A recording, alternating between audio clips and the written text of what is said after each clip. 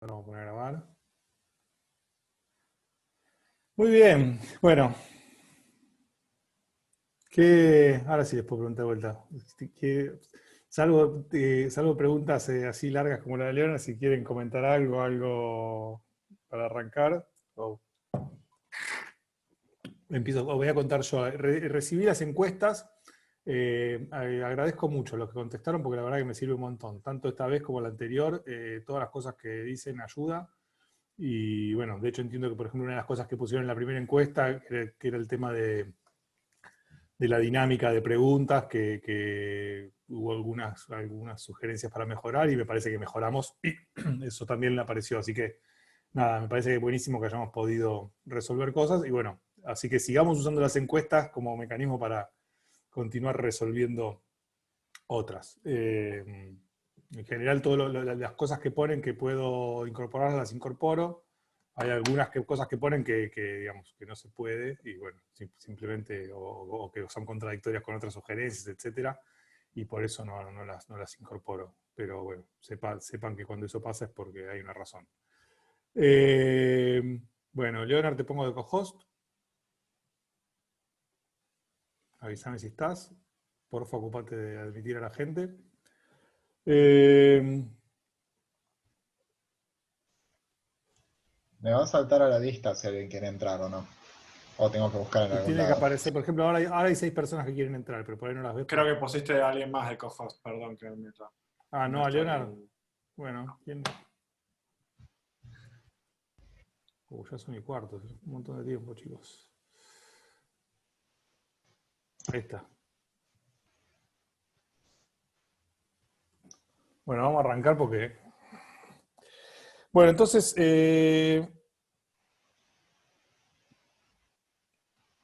la vez pasada habíamos como cerrado un poco el tema de cadenas de Markov y ahora vamos a pasar un poco a otro tema por un rato, pero después no se olviden todo lo que aprendimos porque vamos a volver a eso y van a entender cómo se junta todo. De hecho, el objetivo que teníamos, ¿se acuerdan que dijimos, nuestro gran problema es, ahí te apareció alguien, Leonard, fíjate si lo ves. Sí, Eh, ya lo dejé entrar. Genial. Nuestro gran problema, dijimos, bueno, tenemos un montón de puntos en un espacio de dimensión muy grande, desconocido, eh, y que típicamente viven en una superficie de dimensión más chica, desconocida, y queremos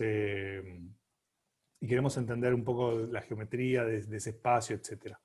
Entonces, bueno, parece una buena idea, si uno va a hacer eso, es como que de alguna forma hacer un paseo al azar por esos puntos. Entonces, apuntamos hacia ese lado, que vamos a hacer un paseo al azar por esos puntos, y primero, bueno, tenemos que definir que necesitamos, por ejemplo, para hacer un paseo al azar necesitamos un grafo. Así que vamos a ir un cachito a grafos. Ya en las encuestas hubo gente que dijo que no le gustan los grafos.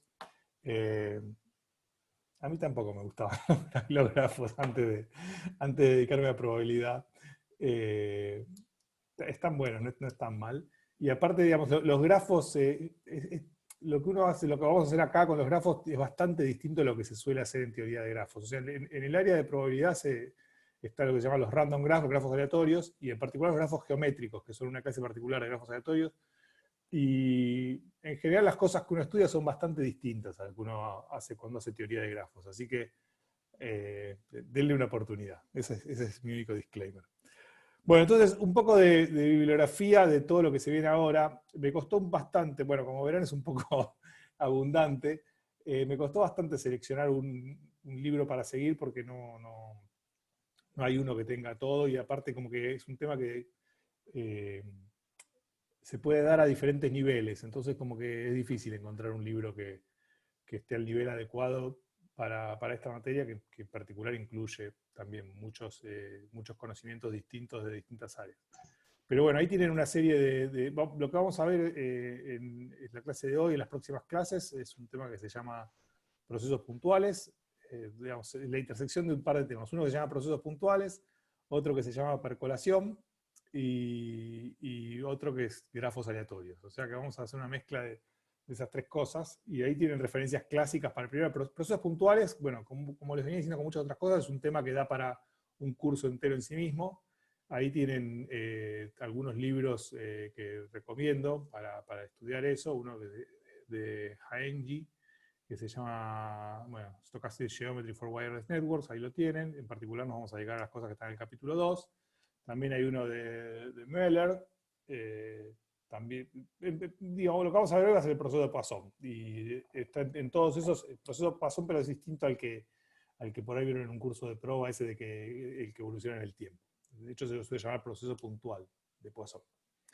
Y bueno, otro clásico es el de Last y Penrose, y después un clásico de procesos puntuales es el Dalla y Bailey-Jones, que son dos libracos así tremendos que nadie se anima a dejar de citarlo cuando habla de procesos puntuales, pero también nadie se anima a leerlos.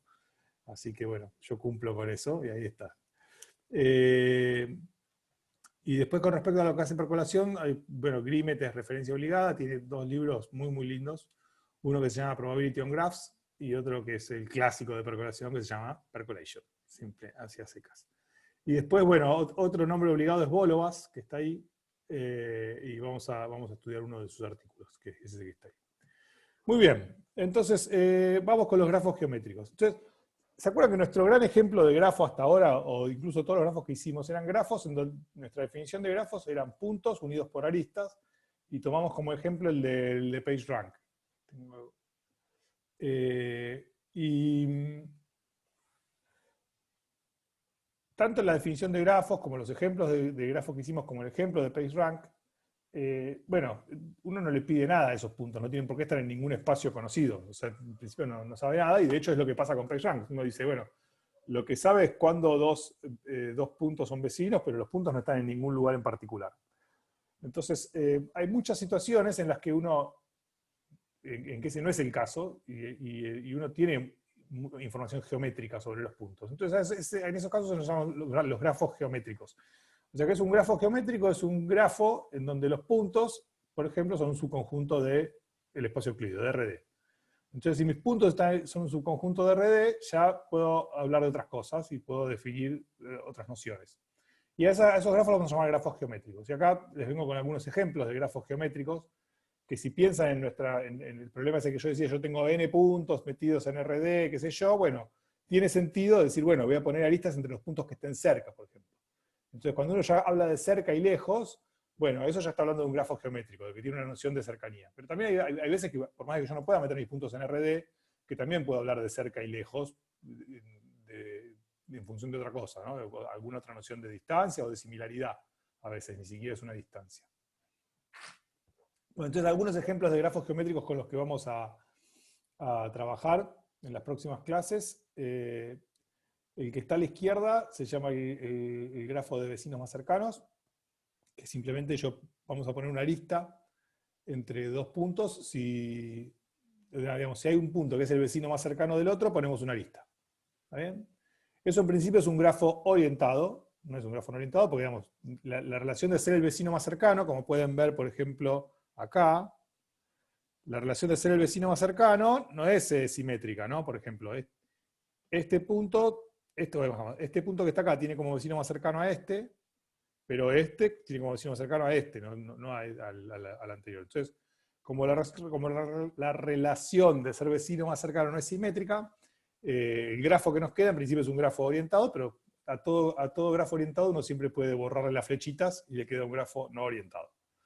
Entonces, simplemente hacemos eso, ¿no? Si X es vecino más cercano de Y, o al revés, Y es vecino más cercano de X, ponemos una arista. Y ese es el grafo que queda.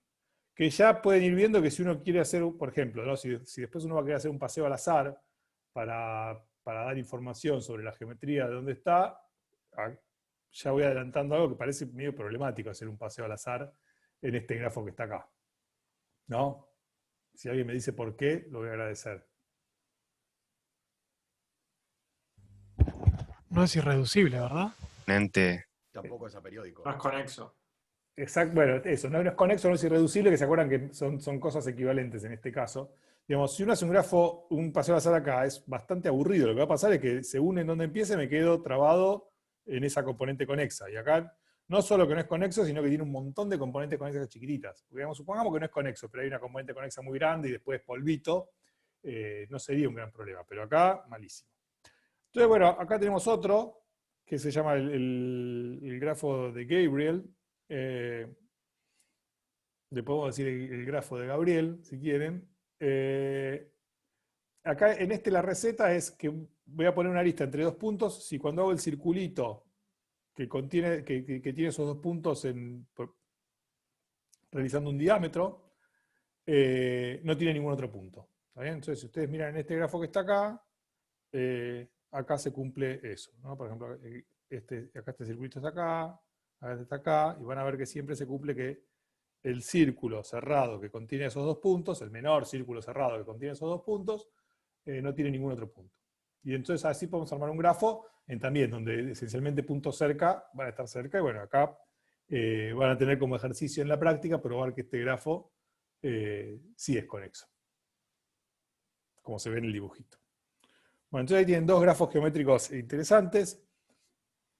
Otro grafo geométrico súper importante es lo que se llama la triangulación de Delaunay, que ahora vamos a hacer algo parecido, pero en vez de con 2, con 3. O sea, cada vez que agarramos 3 puntos, la definición hay muchas definiciones equivalentes, y también se puede estudiar bastante tiempo, pero digamos, dedicarse a demostrar que las diferentes definiciones dan lo mismo. Pero una posible definición es la siguiente, hay que entender ese dibujito que está ahí, que es agarrar 3 puntos, cada vez que agarran 3 puntos, agarran por ejemplo este,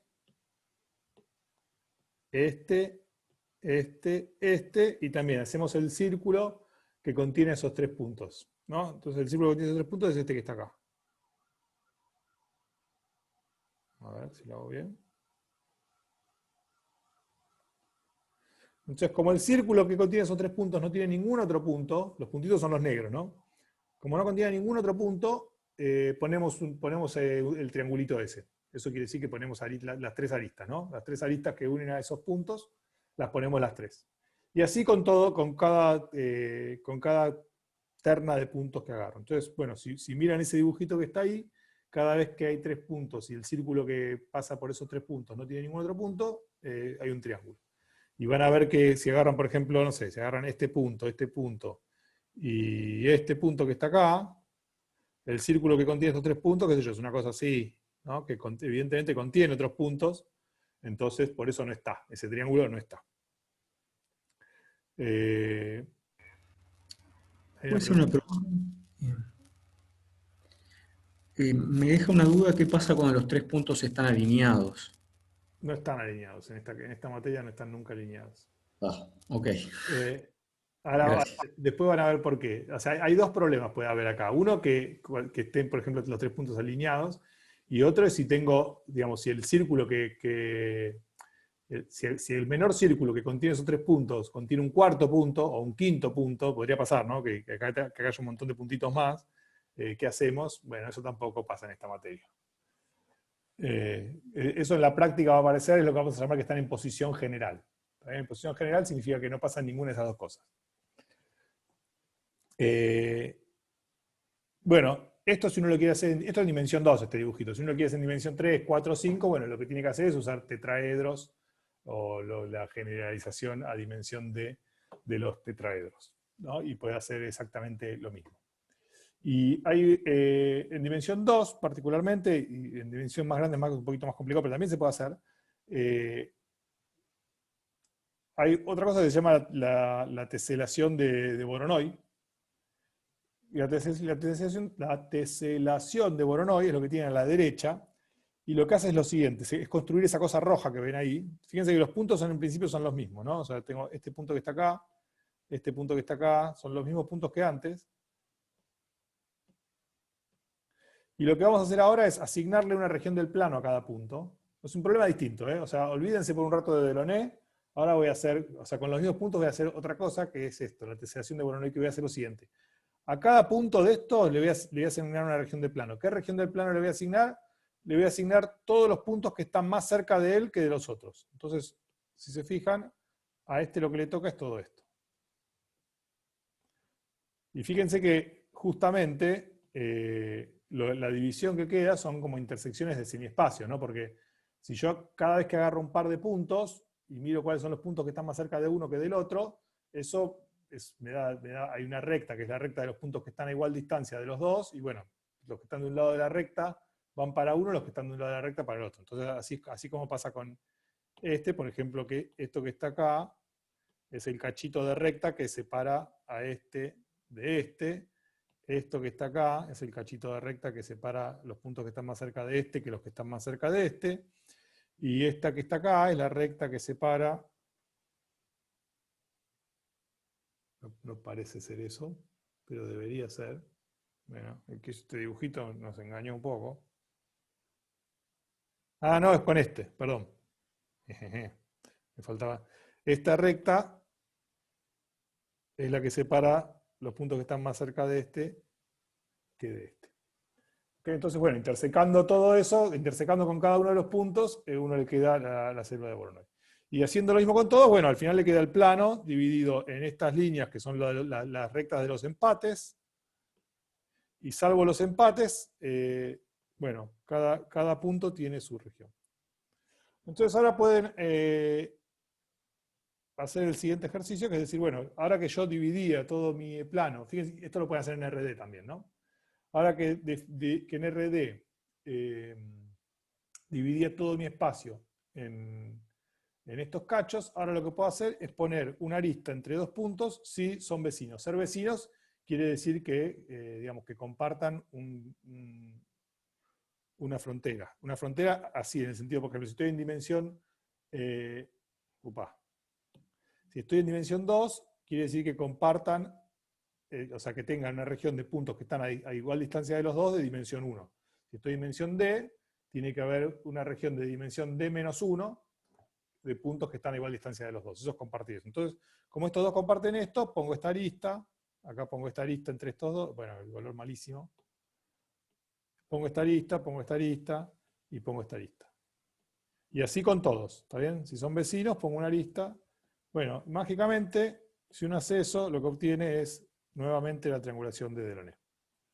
No es obvio, en absoluto, medítenlo, pero es un hecho, ¿está bien? Y el que tenga ganas de probarlo, puede probarlo. Que, digamos, estos dos grafos, en dimensión 2 lo haría yo, no más que dimensión 2, que estos dos grafos dan exactamente lo mismo, ¿está bien? O sea, esto lo que hice acá es lo que se llama, para los amantes de la teoría de grafos, lo que se llama el grafo dual, y usa más cuestiones geométricas de un grafo. Bueno, entonces, bueno, también, fíjense que la triangulación de Delaunay es un grafo que está muy bueno, se usa muchísimo, sobre todo en dos áreas, una en lo que se llama geometría computacional, que es esencialmente hacer geometría con una compu, por ejemplo, para describir objetos y moverlos, y todo lo que tiene que ver con animaciones, por ejemplo, podría entrar dentro de lo que se llama geometría computacional, que uno quiere describir objetos en una compu y moverlos, y bueno, una buena forma de describirlos es con algunos puntos que estén en esos objetos, y después completarlos con lo que se llama una malla. Entonces, la triangulación de Delaunay se usa mucho para ese tipo de cosas, y también se usa mucho para los que les interesa el tema, en la resolución numérica de ecuaciones en derivadas parciales. Hay un método clásico, es el método de elementos finitos, que requiere de triangulaciones, y bueno, esta triangulación de Delaunay es una que juega un papel muy importante para eso, porque son bastante fáciles de hacer cuando uno conoce poco de la geometría. Bueno, de vuelta, si uno hace un paseo al azar en estos grafos, también uno piensa que puede obtener información sobre el proceso subyacente que generó esos puntos. Otros grafos que también se usan mucho, esto ya más para cuestiones específicas de Machine Learning, pero que no surgieron de la comunidad de Machine Learning, surgieron de otras áreas que después voy a describir. Uno que se llama el Boolean Model, o el Gilbert Model, que es... lo que hacemos acá es fijar un parámetro, por ejemplo, el primero de acá es el S, ¿no? Después les hago un ejemplito. Uno lo que hace es fijar un parámetro que a veces se lo suele llamar epsilon o R, y dice, bueno, dos puntos que están a distancia menos que epsilon, les pongo una arista. O menor o igual, por ejemplo. Menor o igual que epsilon, les pongo una arista, y si no, no. Y bueno, si hacen eso, queda eso ahí. Ya empezamos con estos grafos que estoy describiendo ahora. empiezan a tener el problema de que ya tenemos un parámetro, ¿no? Que es este epsilon y este r, ya es un parámetro que, bueno, hay que elegirlo y hay que decidir cómo elegirlo. Alternativamente, uno lo puede pensar como que pone en cada punto una bolita de radio epsilon sobre 2, y si las bolitas se intersecan, entonces pongo una arista. ¿Está bien? Eso también para pensar. Fíjense que esa definición es equivalente. Y otro grafo muy usado en la comunidad de Machine Learning, que también proviene de otra cosa, es el grafo, se llama el grafo de K vecinos más cercanos. Bueno, hay dos versiones, que uno se llama KNN y otro Mutual KNN, que es parecido al que definimos antes de Gabriel, pero en vez de 1K. O sea, si yo tengo un grafo, para cada punto puedo definir quién es el vecino más cercano, ¿no? En este caso el vecino más cercano posiblemente sea, bueno, podríamos hacer algo que sea un poquito más.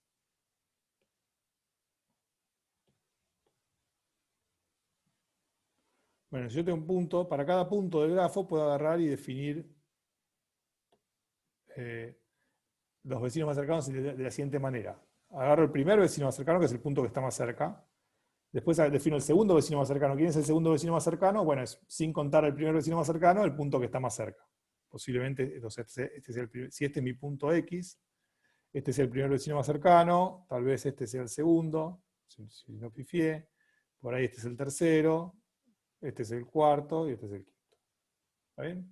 Entonces, lo que podría hacer es, para cada punto, en vez de poner una flecha solo al primer vecino más cercano, podría fijar una constante K y poner flecha a los K vecinos más cercanos. Por ejemplo, acá sería a 1, 2 y 3. Por ejemplo, si K es 3. Y lo mismo hago con cada punto. Y de vuelta, esto en principio puede ser orientado o no orientado. ¿Está bien?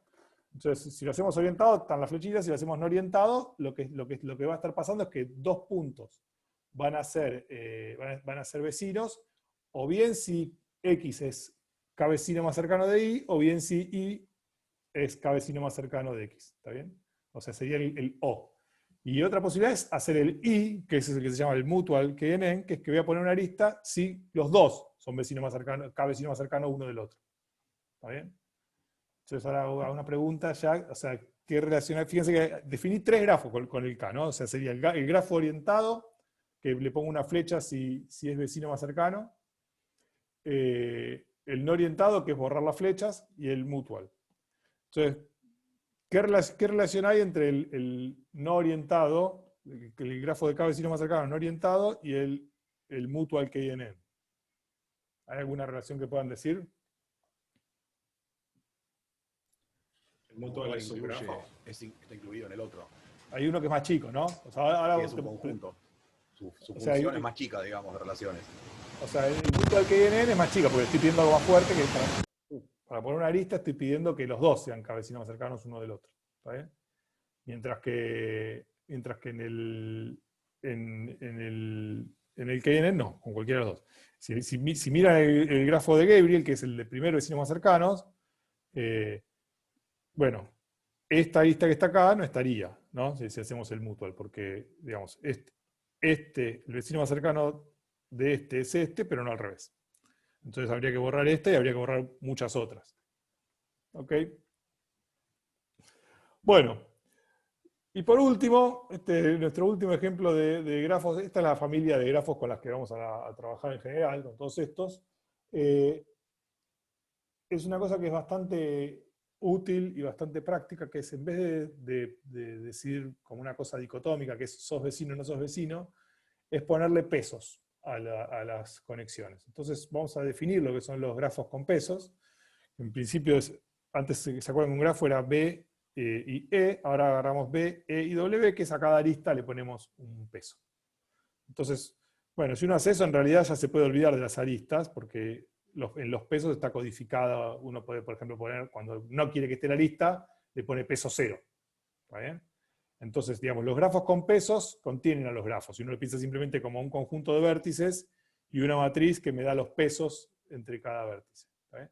Entonces, cuando uno tiene un grafo con pesos, automáticamente tiene un grafo, digamos, si uno tiene un grafo y lo quiere escribir como un grafo con pesos, lo que hace es poner 1 si está la arista y 0 si no. Y eso le da el grafo en el sentido tradicional.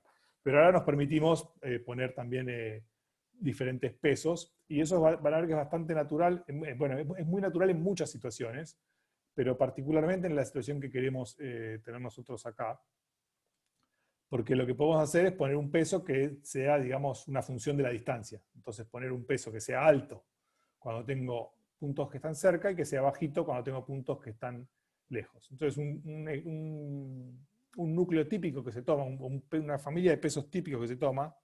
Bueno, antes de eso, fíjense que también tengo el caso en que la W sea simétrica, como matriz, y el caso en que no.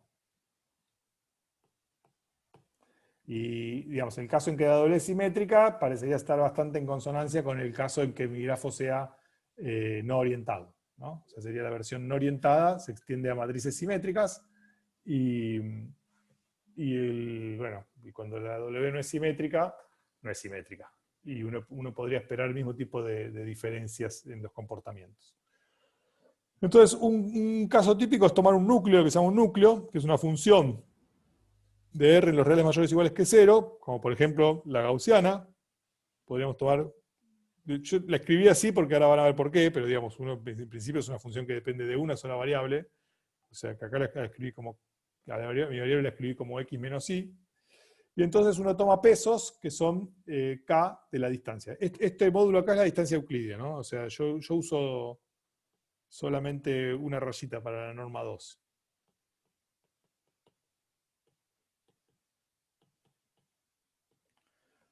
Simplemente para evitar escribir tanto. Entonces, ¿qué hacemos con esto? Bueno, fíjense que a diferencia de todos los grafos anteriores, acá están todos los puntos conectados con todos, pero lo que pasa es que los puntos que están lejos tienen un peso muy, muy, muy bajito.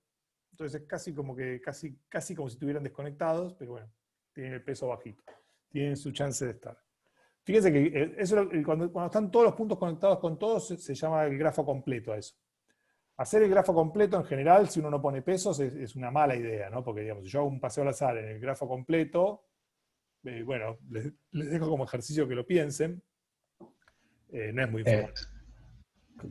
Profe, Sí. en el chat preguntan si cuando hablamos de paseos al azar en grafos, no estábamos hablando ya implícitamente de grafos con pesos. Bueno, sí y no es la respuesta.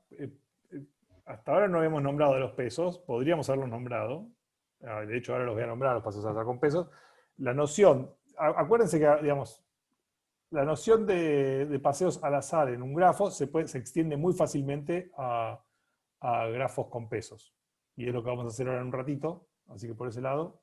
Y por otro lado, todo grafo es un grafo con peso, así que, digamos, no, en ese sentido, bueno, eso sí y no. Ahora vamos a clarificarlo. Hay una relación bastante directa entre P y W, ¿no? Para un paseo al azar. Ah, vos decís cuando hacíamos, no cuando hacíamos paseos al azar. O sea, cuando hacíamos paseos al azar, le dábamos igual peso a todos los vecinos. Pero por ahí la pregunta es, cuando hacíamos cadenas de Markov, Sí. no necesariamente paseos al azar, nos daban lugar a grafos con pesos. Eso sí, correcto. Ahora sí.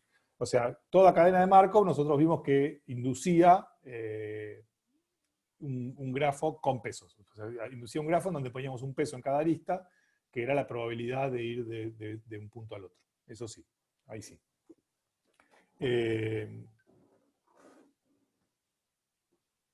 Y bueno, eso, muy bien. Entonces, otros núcleos que se suelen usar, dos que cumplen funciones complementarias, casi opuestas. Uno es tomar este que está acá, que sí, tengo que escribir, que es la indicadora del menos un medio. Fíjense que ¿qué hace esto? Esto lo que hace es que si yo me pone este núcleo, lo que va a pasar es que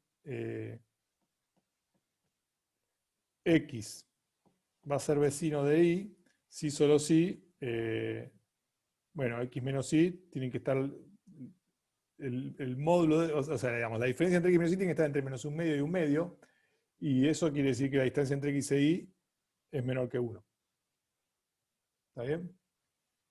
Y si hacemos como hicimos acá, si tenemos este núcleo y ahora hacemos K de X menos Y sobre sigma, Ahora esto va a ser 1, si y solo si el módulo de x menos y sobre sigma es menor que 1, o lo que es lo mismo que el módulo es de distancia euclídea, perdón que digo módulo.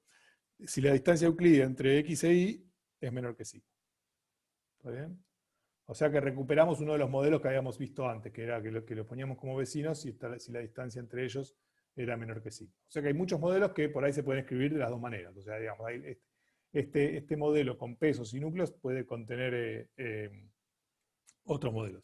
Y este que está acá, bueno, fíjense que es parecido al anterior, pero cambiamos la gaussiana por esta función que está acá, que a ver quién me dice qué particularidad tiene esta función en comparación con la gaussiana.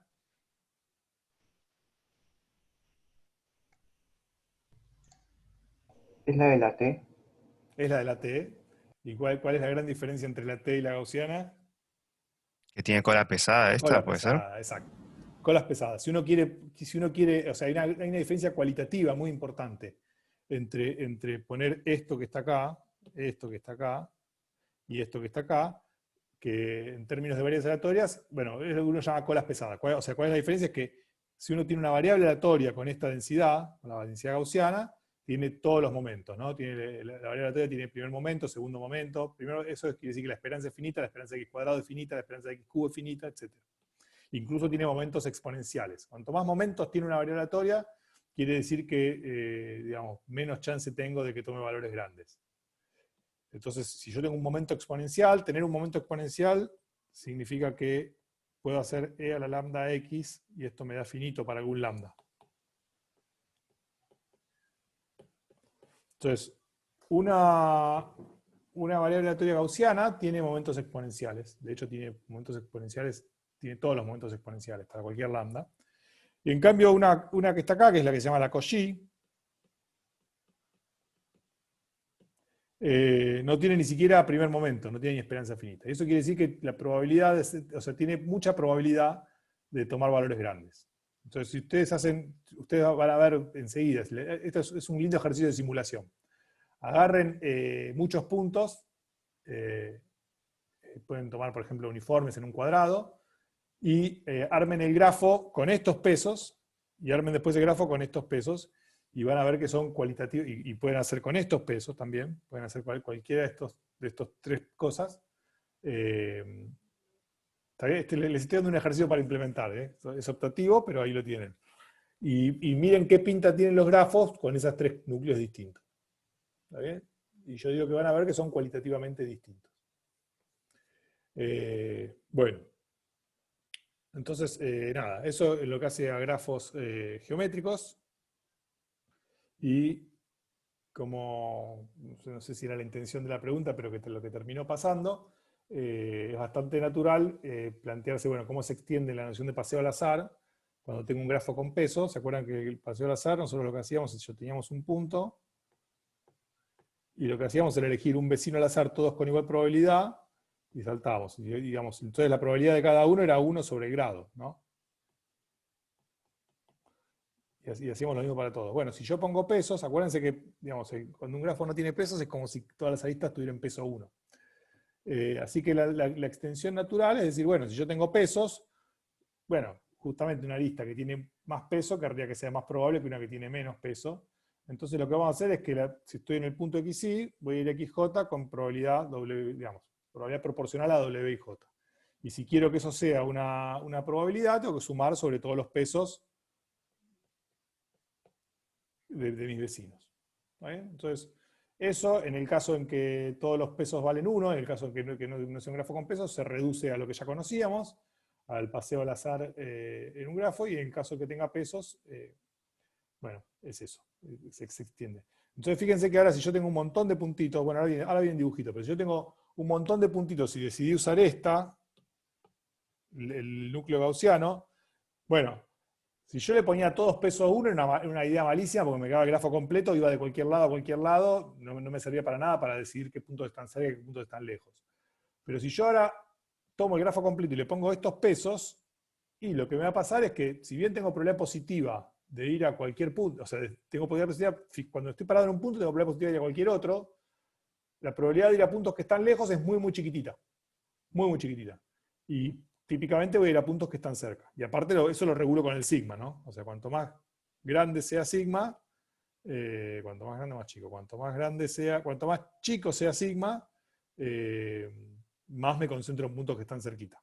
¿Está bien? O sea, un problema muy grande salto puntos que están cerca y probabilidad chiquita que están lejos. Y bueno, justamente la Koji, que tiene colas pesadas, le va a pasar que si por alguna razón quiero darle más chance de hacer saltos grandes, bueno, le pongo una Koji. Entonces, ¿hasta acá estamos? ¿Hay consultas, dudas, preguntas? Estoy yendo rápido, estoy yendo despacio, se aburren, no cazan una, querrían que escriba más.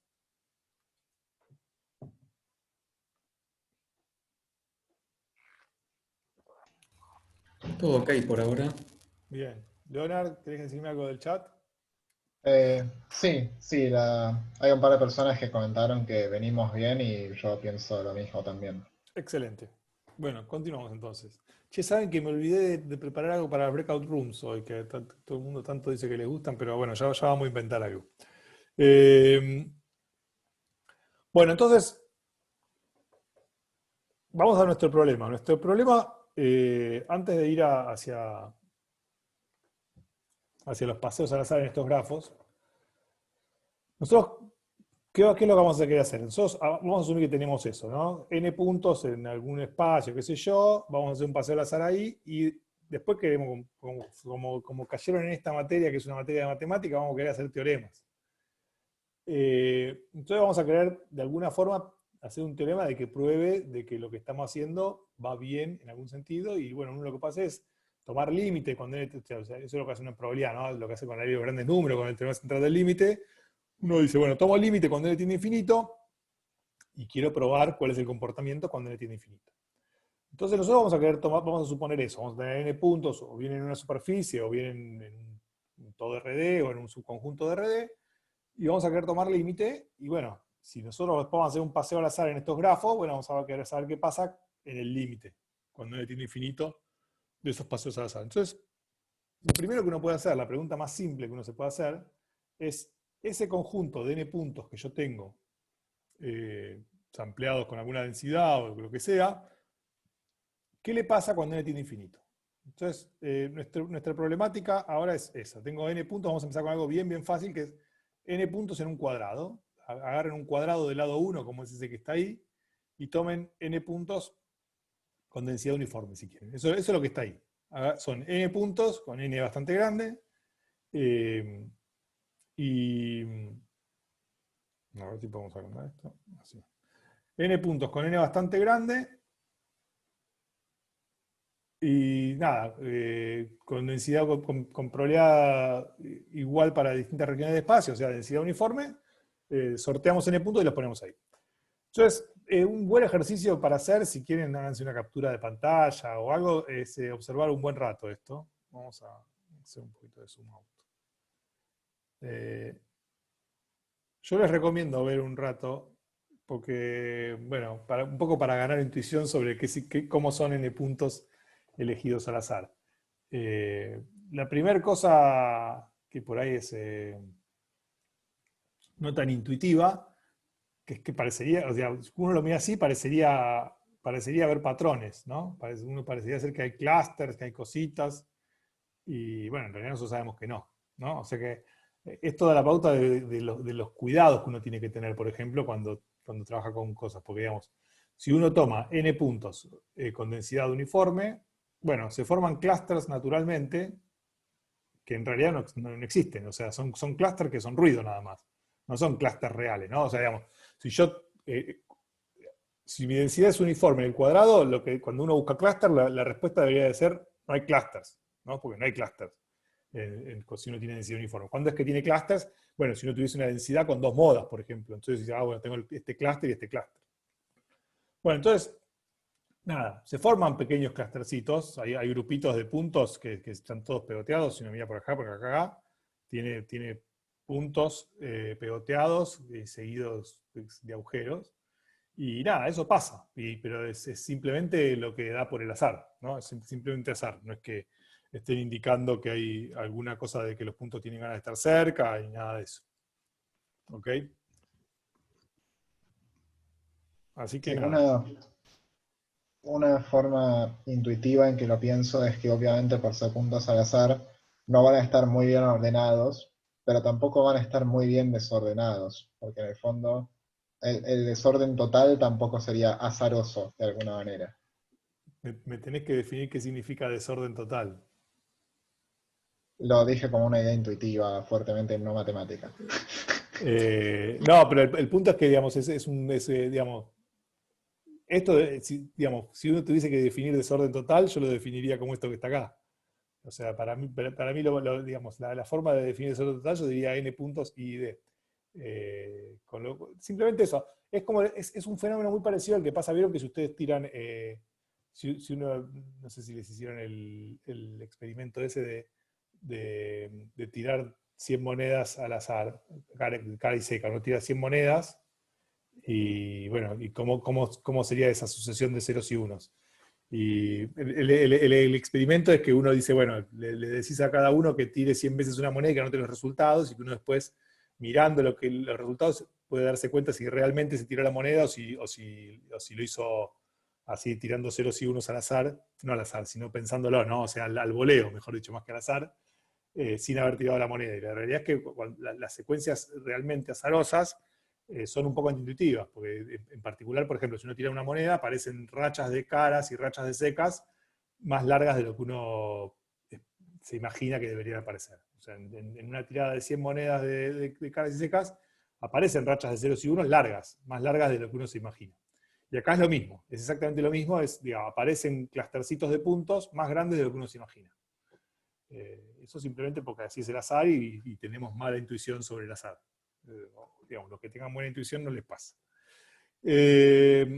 Bueno, nada. Se los regalo ahí para que miren un rato. Esto que está ahí es para ese conjunto de puntos. ¿A usted no les apareció? Ahí está. Para ese conjunto de puntos que tenían ahí, la triangulación de Delaunay. ¿Está bien? Entonces, si uno quiere hacer un paseo al azar, si uno quiere imaginarse, por ejemplo, un paseo al azar en la triangulación de Delaunay por ese conjunto de puntos, bueno, es un paseo al azar en este grafo que está ahí. A ver si puedo hacer zoom. Que también, como ven, tiene bastantes, digamos, tiene sus irregularidades y sus regularidades, hay de todo. También es un lindo ejercicio dedicarse a observarlo un rato. Y nada, ven eso, ven que tiene muchas regiones muy irregulares y parece como que se armasen unas curvas que, bueno, pero en principio es todo random. Bueno, ahí tienen el zoom, que en realidad no es necesario porque ya hicimos un zoom a mano. Va con delay esto. Y esto es una simulación del Boolean Model. Lo que es también son puntos I y D, y ahora es alrededor de cada punto hay una bolita de radio epsilon, y bueno, y lo que uno se fija es las componentes conexas que quedan de eso, ¿no? De unir las bolitas. Entonces, de izquierda a derecha y de arriba para abajo va creciendo el valor de epsilon. Entonces, y eso que está en rojo es una componente conexa. De hecho, es la componente conexa más grande. Si miran con cuidado, van a ver que esa es una componente conexa y el resto son cachos más chiquititos. Y a medida que uno va agrandando el epsilon, bueno, esa componente justamente crece.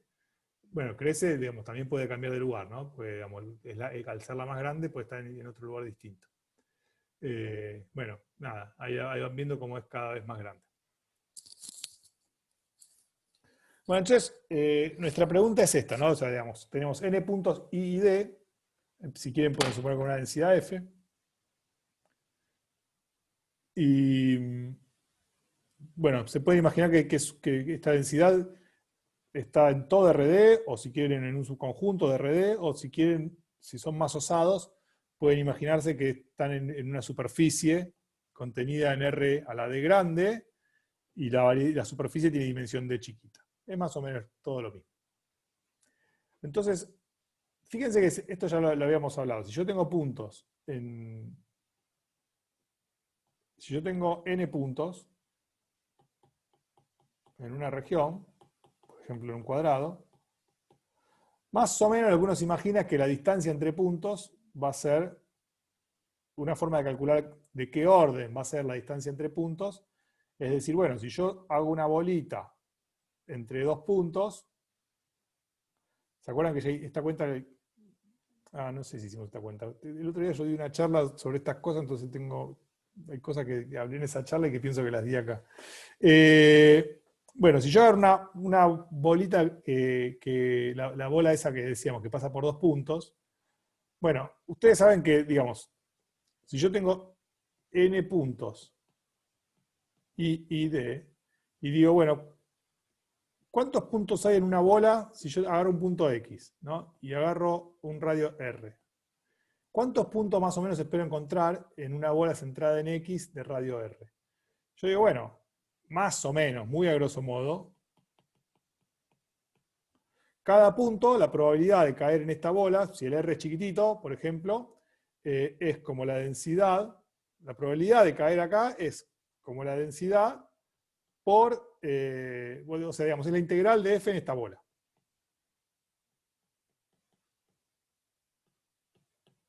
Y eso es más o menos como, lo puedo pensar, bueno, así que pongan FI acá. Como F en ese punto, si la bola es chiquitita, por el volumen de la bola.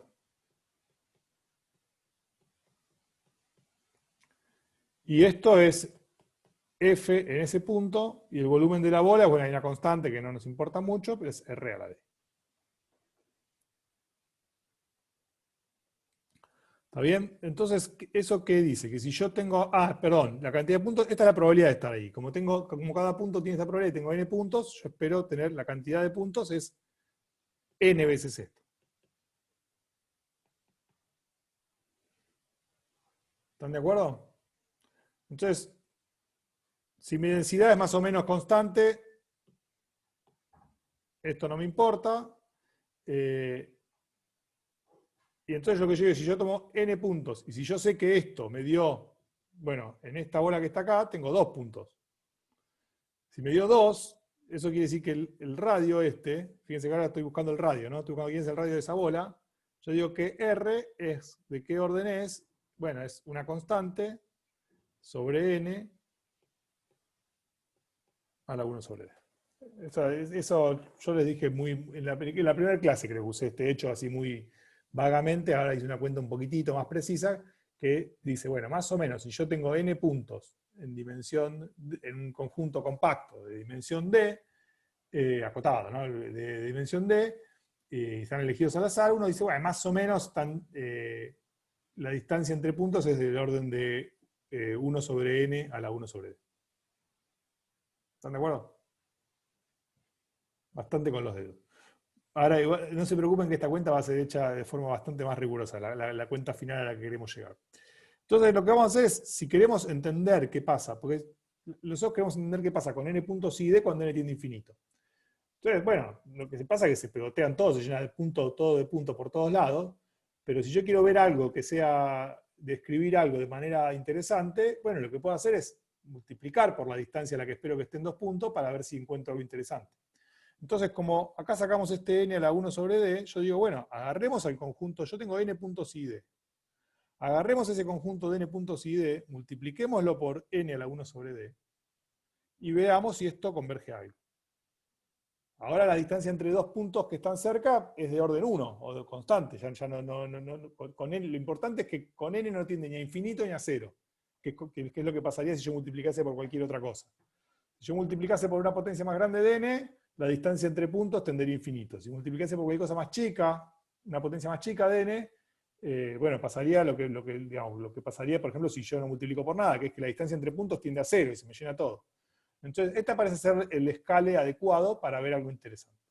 Entonces vamos a agarrar a los n puntos i y d, los vamos a multiplicar por n a la 1 sobre d, y la pregunta es a qué converge eso. ¿Está bien? Y el caso típico que vamos a tomar es este.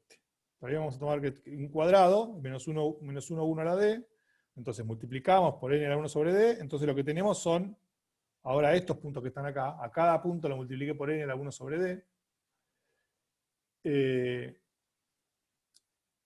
Bueno, y yo lo que digo, esto lo tienen como ejercicio en la práctica, si mis x tenían densidad f, yo digo que ahora, al multiplicar por n a la 1 sobre d, es el ejercicio que lo van a hacer en la práctica, yo digo que la densidad de estos nuevos puntos, a esto lo podemos llamar I I es I1, este es IN. Yo digo que la densidad de estos I's, bueno, se calcula haciendo este cambio de variables, que no es demasiado difícil, que es 1 sobre N por F evaluado en I sobre N a la 1 sobre D. Y bueno, lo que uno se imagina, si F era una densidad en menos 1, 1, esta Fn va a ser una densidad en menos N a la 1 sobre D, N a la 1 sobre D, y todo eso a la D. ¿Está bien? O sea, lo que hice fue el menos 1, 1 por menos 1, 1. Multiplicamos todo por N a la 1 sobre D y ahora tenemos un cuadradote gigantote. De lado, bueno, va desde menos N a la 1 sobre D a N a la 1 sobre D. Y mis puntos, que acá estaban todos a distancia N a la 1 sobre D, perdón, 1 sobre N a la 1 sobre D, acá van a estar a distancia típicamente, bueno, de orden 1. ¿Ok? Y ahora tomamos límite con esto, bueno, y la densidad, bueno, es lo que tiene que dar, ¿no? O sea, digamos, esta cosa que está acá es lo que tiene que dar para que dé. Pero digamos, lo único que hice fue hacer un zoom in, ¿no? O sea, agarré, lo que hicimos fue, todo esto que les describí ahora es agarrar este dibujo que está acá, que le lleva un tiempo al zoom. O sea, lo que estamos haciendo es agarrar esto y lo llevamos siempre a la misma escala. No importa cuántos puntos tenga, yo quiero que se vea así. Entonces, cuando agrego puntos, cuanto más puntos agrego, más zoom hago para ver más o menos, estadísticamente, ver más o menos lo mismo. Bueno, son 6 y 5. Yo lo que propongo es que paremos ahora 5 minutos hasta las 7, y a las 7 vamos a hacer un teoremita que diga a qué converge eso, y a lo que converja eso va a ser nuestro objeto de estudio. ¿Está? Hasta las 6 y 10, ¿no? Hasta 6 y 10. Perdón, ¿qué dije hasta las 7? No, corrección. Un intervalo largo. Sí, corrección, hasta las 6 y 10, exacto. Hacemos descansito hasta las 6 y 10, más o menos un par de minutos, y 6 y 10 pasaditas largamos con el teorema que viene. Le aplicamos N a la 1 sobre D a tu intervalo. Aplicadle. Bueno, esperen que pauso, así sigue el... Bueno, esto para los que están en YouTube, se perdieron toda una parte cuando se vamos a grabar. ¿Podemos mandar al frente el responsable de esto? Bueno, el principal responsable soy yo, pero ¿se acuerdan que el co-host tiene todo? No, todos tienen eso, todos tienen obligación de hacer acordar de grabar. Bueno, para los de YouTube, bueno, no hicimos demasiado, sí. Bueno, lo siento, por no venir a la clase. Los de YouTube se perdieron la primera parte. Acá lo que probamos es que si agarramos un conjunto acotado y miramos la cantidad de puntos que caen ahí, para el proceso este rescalado, con N a 1 sobre D, que eso converge a una variable aleatoria de Poisson con parámetro f de 0 por el volumen de B. Bueno, después veremos cómo hacemos para que se enteren de esa parte los de YouTube. O haremos un videito o nada. O arréglenselas. No, en realidad, yo digo que la cuenta que está acá está contenida en la que voy a hacer en la transparencia siguiente, así que no se preocupen. Bueno, entonces, ahora lo que estamos haciendo es agarrar M conjuntos acotados disjuntos y lo que miramos es la distribución conjunta de todas estas variables. La cantidad de puntos que cayeron en B1, la cantidad de puntos que cayeron en B2, la cantidad de puntos que cayeron en BM. ¿Ok? Y ahora pregunto, ¿qué distribución tiene esto?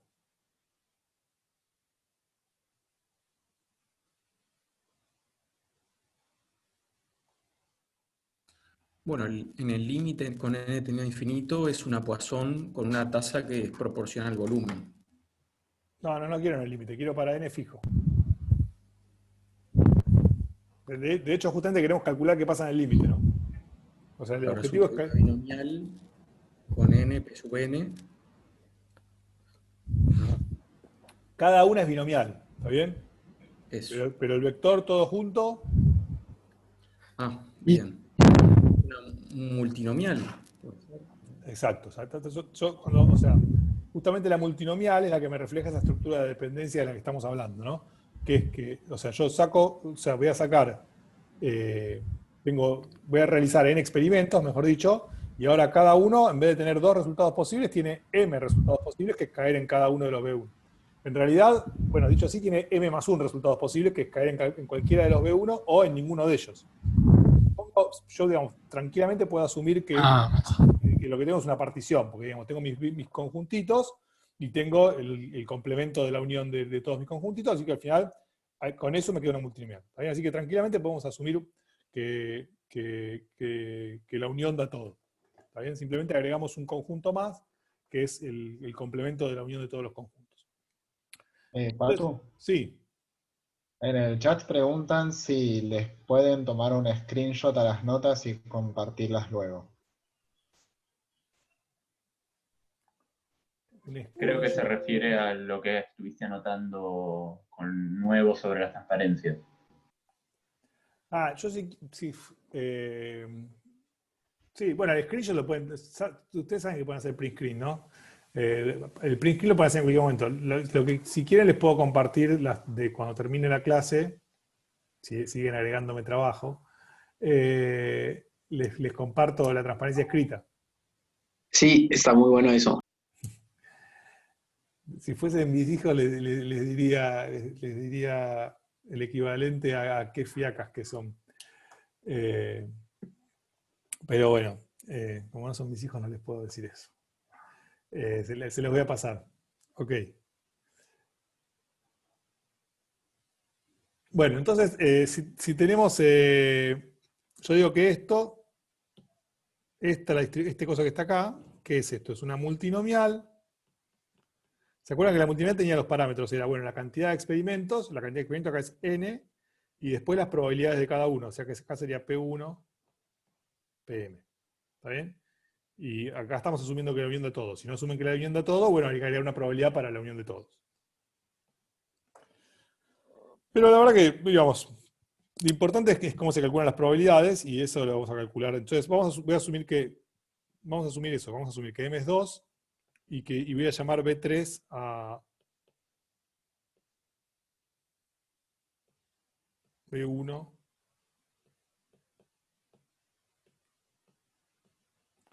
Unión B2 complemento, o sea, lo que caerá fuera de B1 unión B2. Entonces yo digo que, bueno, queremos calcular cuál es la probabilidad de el eta n de B1 igual a K1 y el eta n de B2 igual a K2. ¿Está bien? Bueno, por supuesto, digamos, acá implícitamente, vamos a usar un colorcito, estamos diciendo que eta n de B3 tiene que ser todo el resto, o sea, n menos K1 más K2. Que si quieren esto podemos llamarlo K3. ¿Está bien? O sea que siempre K1 más K2 más K3 es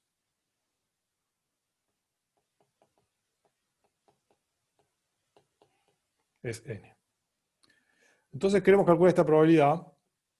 Y yo digo que, bueno, si queremos K1 bolitas en B1, K2 bolitas en B2 y K3 bolitas en lo que llamamos B3, bueno, eso tiene pinta de ser algo de la forma P1 me dejan cambiar la notación, pongo... ahora al PNI lo voy a escribir P sub I para que no sea tan molesto. Entonces yo digo que esto es P1 a la K1, P2 a la K2, P3 a la K3, porque tienen que caer K1 puntos en P1, en B1, K2 puntos en B2, K3 puntos en B3, pero digamos, esto es si yo fijé cuáles caen, ¿no? Si yo, por ejemplo, la probabilidad de que caigan los primeros K1 puntos en B1, los siguientes K2 puntos en B2 y los siguientes en B3, la probabilidad de que pase eso es eso. Ahora lo que puedo hacer es elegir qué puntos caen en cada lado, como hacemos con la binomial, como se hace con la multinomial, y eso yo digo que es n factorial, porque puedo hacer todos los órdenes posibles, pero si hago eso estoy contando repetido. ¿Qué estoy contando repetido? Cada vez que cambio puntos que cayeron en B1, o puntos que cayeron en B2, o puntos que cayeron en B3, así que tengo que dividir por K1 factorial, K2 factorial, K3 factorial. Esa es ni más ni menos que la función de frecuencia de la multinomial. Así que no dije nada nuevo. Y ahora queremos saber a qué tiende esto. Este puntito acá no debería estar. Queremos saber a qué tiende esto cuando n tiende a infinito. Y acuérdense que lo que sabemos es que, nuestro dato es que n por pi sabemos que converge a f de 0 por el volumen de BI. ¿Está bien? Entonces, reescribamos esto para que nos quede algo que nos interese. Yo digo, una cosa que me conviene hacer, vamos a hacer acá, ya que les voy a dar las hojas, voy a aprovechar para hacer mamarrachos. Voy a poner acá un n a la k1, bueno, vamos así, n, porque eso sabemos a lo que converge, y entonces multipliqué, si hice eso, multipliqué por n a la k1, n a la k2 y n a la k3, o sea, multipliqué por... Digo que no me gusta acá. No, creo Por que está n. bien. N a la n. N a la n. No, qué feo n a la n, pero bueno, es lo que hay. Entonces acá vamos a poner un n a la n. ¿Está bien? Entonces si uno hace eso, bueno, todo esto que está acá sabemos a qué converge, porque n por p1 converge, ya que estamos a ponerle nombre a esto. A esto vamos a llamarlo lambda i. Entonces esto converge a lambda 1 por lambda 2 por lambda 3. ¿De acuerdo?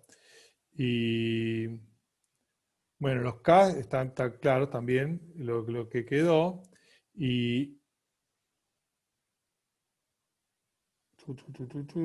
¿qué me está faltando? Esperen.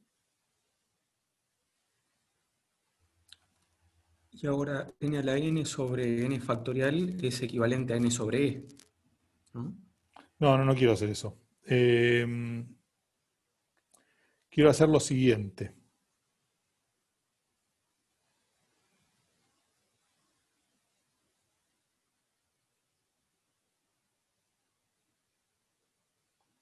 Quiero hacer lo siguiente.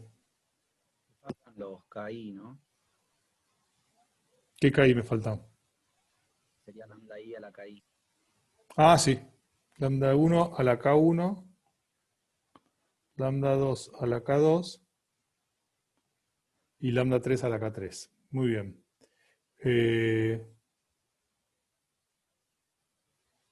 Muy bien.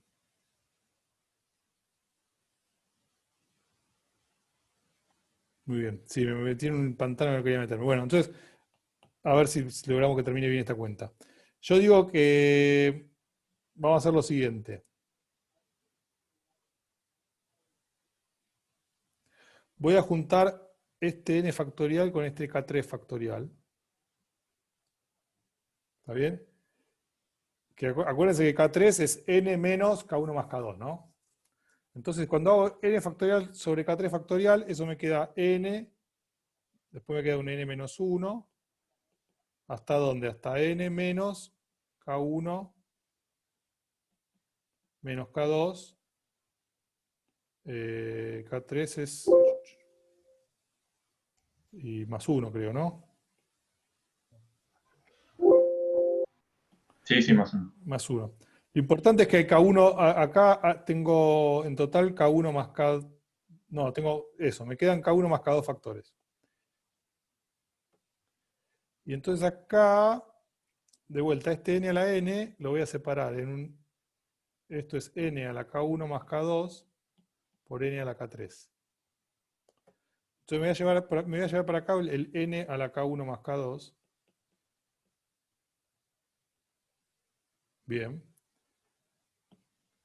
Entonces, después tengo el np1 a la K1 que sea lo que converge, esto está bien. El n por p2 a la k2 que sea lo que converge, esto está bien.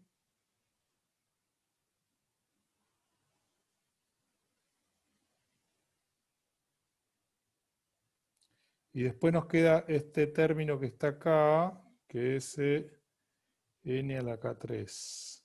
Ah, fíjense, está bien. El n a la k3, bueno, acá el n a la k3 se me va con el... Yo digo, al final lo que me queda es un... A ver si me compran. 1 menos p1 más p2, que eso es p3, ¿está bien? El n que puse ahí, al final me arrepentí, lo saco, porque tengo un n a la k3 acá, y tengo un n a la k3 acá, así que se van. Y ya está, pero me quedó esto a la ¿cuánto me quedó? Esto me quedó elevado a la k3, que es n menos k1 más k2. Si está mal alguna cuenta, avisen. Bueno, si no me falta nada, me faltan los factoriales. Me falta el k1 factorial.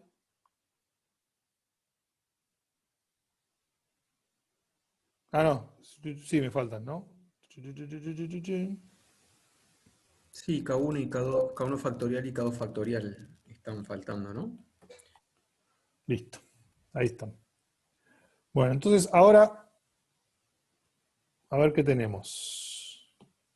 Perdón, K3 también, ¿no? Que en el fondo es n menos K1 menos K2 factorial. No, pero el Vos tenés que K3, reconstruir. el K3 me lo llevé porque, vos fíjate que acá no puse n factorial, puse los primeros, digamos, empecé a multiplicar de n para abajo y puse K1 más K2 factores y después paré. O sea, tenés que reconstruir los combinatorios para que aparezca la binomial de vuelta en el fondo. No quiero. La multinomial, va. No, tampoco quiero una multinomial. Acuérdense que me gustaría. A ver, ¿alguien sabe a dónde quiero ir? ¿Qué querría que me quede? Nosotros sabemos que cada una converge. Si yo mirase una sola, converge a Poisson. Eso fue lo que vimos antes. Lo que quiero ver ahora es que no solo que cada una converge a Poisson, sino que conjuntamente convergen a Poissons independientes. ¿Está bien? Eso es lo que estamos tratando de ver. O sea, no solo que cada una va a ser Poisson, sino que aparte, cuando miro la conjunta, me converge a Poisson independiente. ¿Ok? Entonces, el K3 se fue con eso y me quedó esto, y ahora yo digo, arriba tengo K1 más K2 factores, y abajo tengo n a la K1 más K2. ¿Está bien? Así que yo puedo juntar cada uno de los factores de arriba con uno de los factores de abajo, y yo digo que acá tengo K1 más K2 factores de la forma n sobre n menos 1 sobre n menos 2 sobre n menos 3 sobre n. Cada uno de esos converge a 1. Y son K1 más K2, una cantidad finita. O sea que todo esto converge a 1. ¿Está bien? Así que estamos bien. Ese cacho converge a 1. K1 factorial está fijo, K2 factorial está fijo, y el n por P1 a la K1 sabemos a qué converge, el n por P2 también sabemos a qué converge. Solamente nos falta este término que está acá.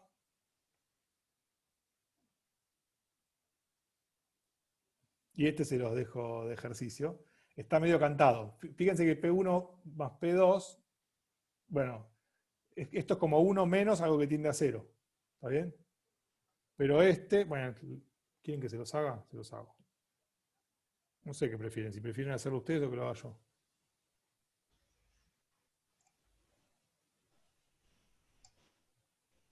Desde un punto de vista muy egoísta, yo prefiero que lo hagas vos. Pero... Bueno, no, yo me da miedo aburrirlo. Si ustedes me dicen que no se aburren, yo sigo. Bueno, entonces, Dale. bueno, esto lo que vamos a hacer es, vamos a multiplicar por n y dividir por n, porque eso es lo que sabemos a lo que tiende, ¿no? Entonces, ahora esto me quedó 1 menos algo sobre ahora esto es de la forma 1 menos 1 sobre a sub n. ¿Está bien? Con una sub n que tiende a infinito. Y entonces... no lo voy a hacer. Yo digo pensé que era algo mucho peor. Esto es un ejercicio del CBC. ¿no? Es un ejercicio del CBC. Yo digo que esto sí, pensé que era algo más cósmico. No. Yo digo que con esa observación que acabo de hacer ahí, esto converge a e a la menos lambda 1 más lambda 2. Y entonces ya les quedó. O sea, entonces el límite cuando n tiende a infinito de todo esto, ¿quién es? Es lambda 1 a la k1 por e a la menos lambda 1 sobre k1 factorial, lambda 2 a la k2 por e a la menos lambda 2 sobre k2 factorial. O sea, ¿qué es lo que estamos probando? Que en el límite, o sea, no solo cuando miro la cantidad de puntos en cada conjunto me converge una Poisson, sino que cuando miro dos conjuntos disjuntos son independientes. Digamos, eso es lo que debería cumplir el objeto límite.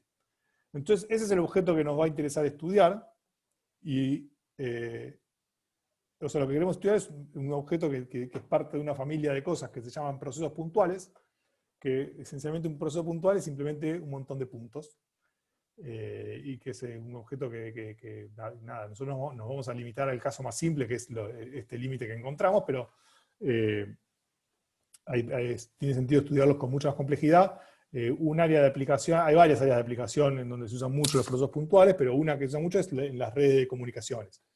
Uno típicamente pueden pensar, por ejemplo, digamos, uno puede pensar como celulares a las redes de antenas o a las redes de todos los celulares. Si uno mira a todos los celulares que están dando vueltas en una ciudad o en una manzana o en el mundo, eso define un proceso puntual, un montón de puntitos que están ahí y bueno, y tiene preguntas, tiene sentido hacer preguntas parecidas a las que nos hicimos nosotros, por ejemplo, de si van a poderse conectar todos con todos, o sea, o si tengo celulares que están aislados y que no se pueden conectar. O sea, si miran ese tipo de preguntas, es muy parecida a las preguntas que nos estamos haciendo nosotros. O también pueden pensar en redes de personas que tienen un virus y personas que no lo tienen, cada persona es un punto, y uno quiere saber si la epidemia se contiene o si se propaga a toda la población.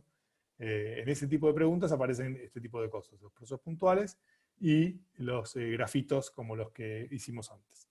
Entonces, vamos a dar una definición matemática, que es un proceso puntual. Vamos a decir que uno empieza con un espacio de probabilidad. El omega ya no tiene nada que ver con el omega de las cadenas de Markov. Ahora sí es esta f tampoco es así. Es una f así. Tiene un espacio de probabilidad.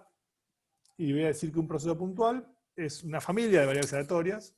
Tengo una variable aleatoria para cada boreliano, para cada conjunto si quieren. Y esa variable aleatoria lo que me va a dar, ahora les digo qué es esto. O sea, digamos, eta es el proceso puntual, que lo que me hace es, para cada omeguita, lo que me hace es un conjunto de puntos. ¿Está bien? Y entonces cuando yo agarro un boreliano y me pregunto cuántos puntos hay en ese boreliano, eso me da un numerito. ¿Está bien? Entonces esto es una variable aleatoria y esa es mi definición de proceso puntual. ¿Y qué es este NLF? Simplemente es lo que se llama una configuración localmente finita. ¿Qué es una configuración localmente finita? Es un conjunto de puntos en RD, que cuando yo miro cuántos puntos caen en un conjunto acotado, me da un número finito. ¿Está bien? Acuérdense, yo creo que no lo dije, pero estaba acá en las transparencias, que eta de B, fíjense que está acá. Eta de B, lo voy a poner acá, no es fácil. Para un conjunto acotado, eta de B es el cardinal de eta intersección B. Es la cantidad de puntos que caen en B. ¿Está bien? Piensen que eta es un conjunto finito o numerable de puntos, y entonces cuando hago eta de B es cuántos puntos caen en B. Entonces, si yo tengo un conjunto finito o numerable de puntos que cumple que cada vez que interseco con un conjunto acotado me da una cantidad finita de puntos, digo que eso es una configuración localmente finita. ¿Está bien? Entonces, el conjunto de configuraciones localmente finita.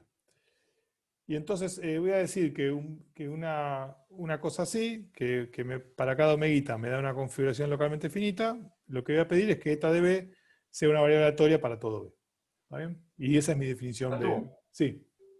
Perdón, no es el proceso puntual, ¿no? Se llama eta. Eta, perdón, tengo un problema con eso. Eta Eta es un proceso puntual. Sí, exactamente.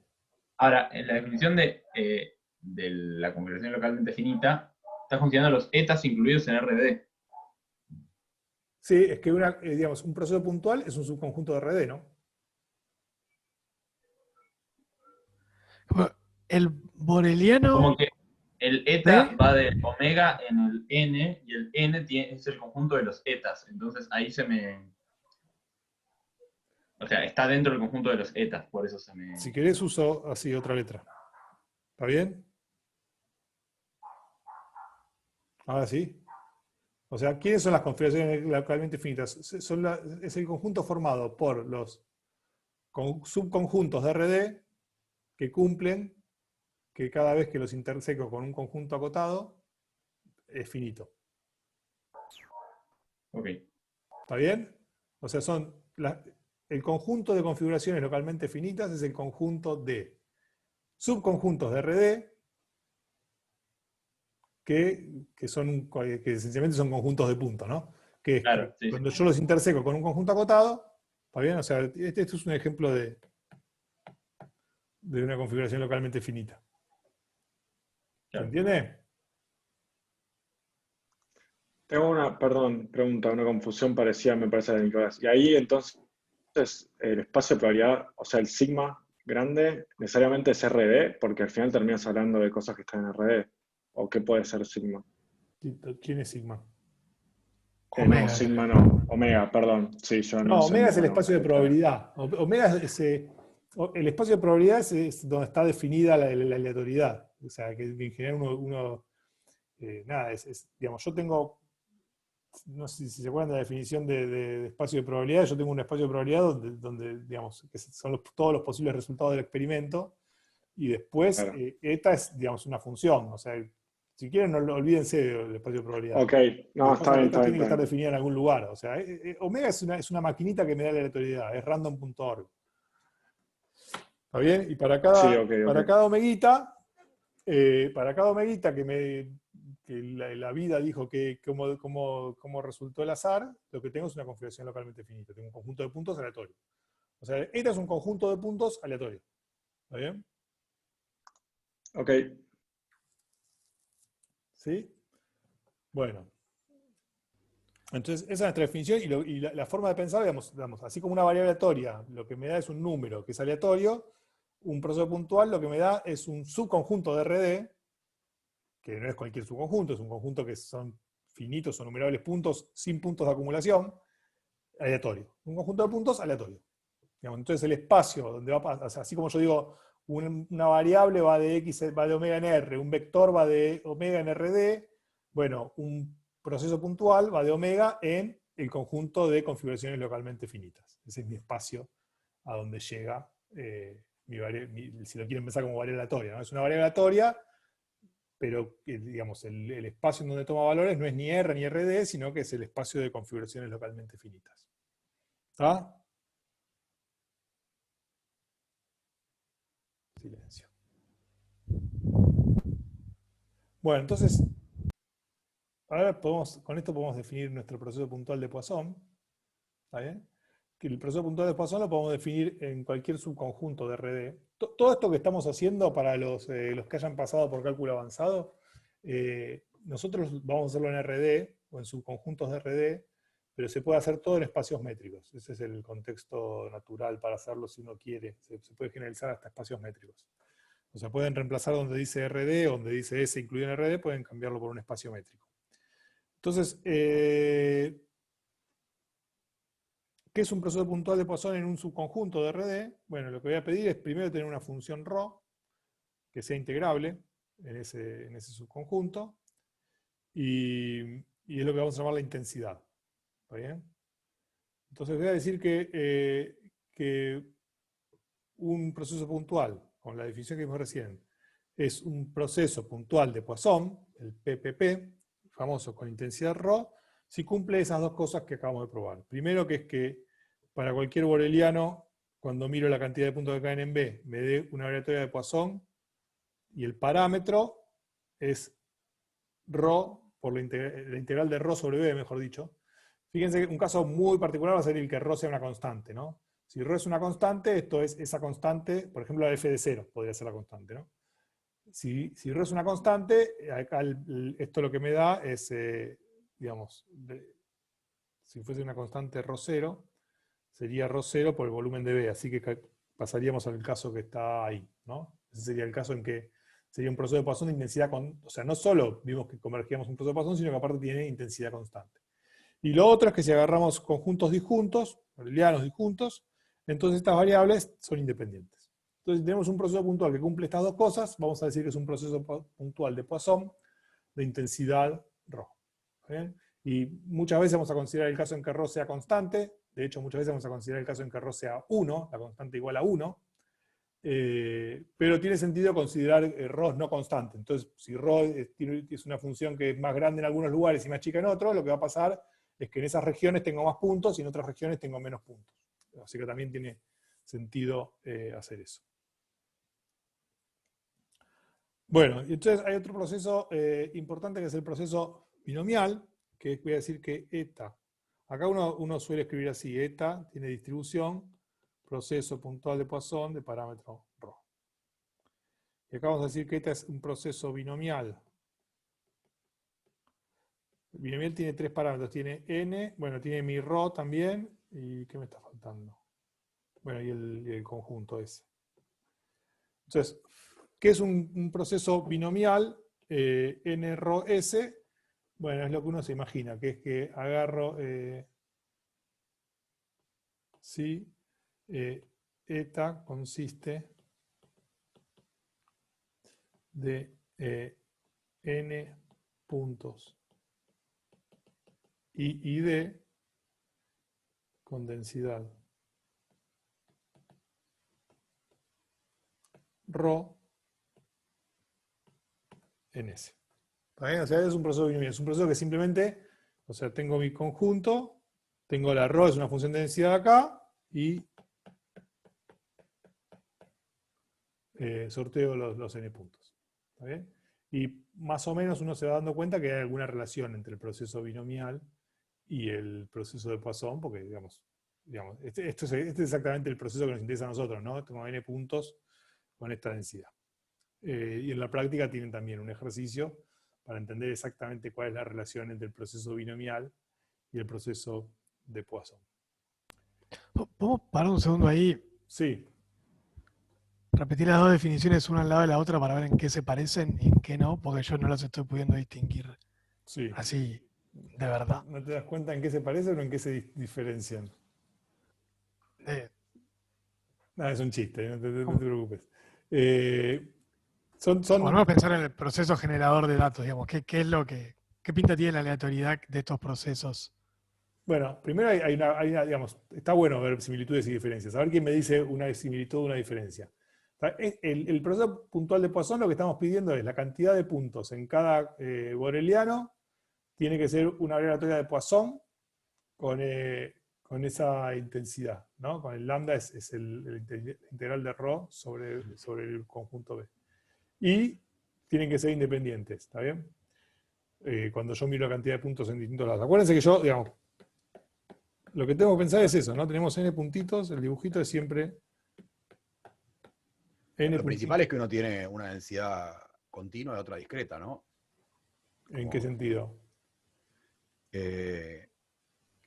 Por ahí me perdí, pero o sea, la densidad que tenemos es una Poisson para el primero, que es una distribución. No, pero ojo, lo que es Poisson, la Poisson es discreta, ¿no? Claro, sí, pero estábamos integrando, por eso pensaba en el espacio que estamos considerando. Pero la intensidad es continua para los dos. Pero la Claro. la intensidad es cualquier función, no tiene por qué ser continua. Pedí integrable, creo, pero no importa. Pero digo, ojo, lo que es Poisson es cuando yo fijo un conjunto y miro la cantidad de puntos que hay en ese conjunto. ¿Está bien?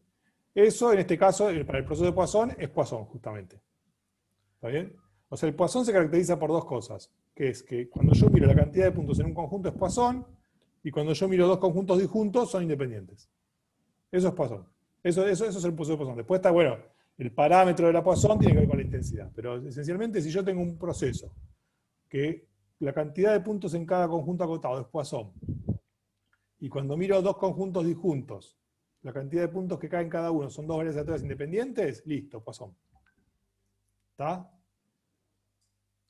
O sea, a ver, voy a decir una potencial burrada, pero el proceso binomial tiene un n fijo.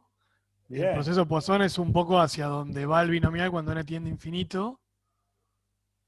O me está escapando algo. Bien, pero esa de mínima es una diferencia clara. Para empezar, perfecto. El proceso binomial tiene n puntos. La cantidad de puntos es n. El proceso de Poisson no tiene n puntos. De hecho, digamos, este conjunto puede ser un conjunto... una cosa acá. Integrable acá no significa... ojo, no quiere decir que la integral es finita. Quiere decir que se puede integrar. Mira, vino bien. Porque a veces integrable se usa como que la integral da finita. O sea, a nosotros nos preocupa. Pero de hecho, por ejemplo, ρ podría ser 1 y S podría ser todo RD, en cuyo caso la integral da recontra infinito. Y yo puedo tener un proceso de Poisson en todo RD, todo R2, por ejemplo, en el plano. ¿Está bien? Bueno, la cantidad de puntos de un proceso de Poisson en todo R2, uno se imagina que va a ser infinita, ¿no? ¿Están de acuerdo? O sea, no tengo n, pero cada vez que agarro un conjunto acotado y miro cuántos puntos hay en ese conjunto acotado, eso es Poisson. Y proporcional al tamaño del conjunto. En conjuntos grandes espero tener muchos más puntos, en conjuntos chicos espero tener menos puntos. ¿Está bien? De hecho, si ρ es idénticamente 1, la cantidad de puntos en cada conjunto es exactamente una Poisson de parámetro, el volumen de ese conjunto. Acuérdense, una cosa muy importante de tener presente para lo que viene, que si yo tengo una Poisson de parámetro lambda, ¿se acuerdan cuánto es la esperanza de x? Es lambda. Lambda. O sea que el lambda me dice, es justamente el promedio de la variable. ¿Está bien? O sea que cuando yo digo que tengo una Poisson de parámetro, el volumen de B, quiere decir que en promedio, digamos, que típicamente espero encontrar esa cantidad de puntos. O sea, ¿está bien?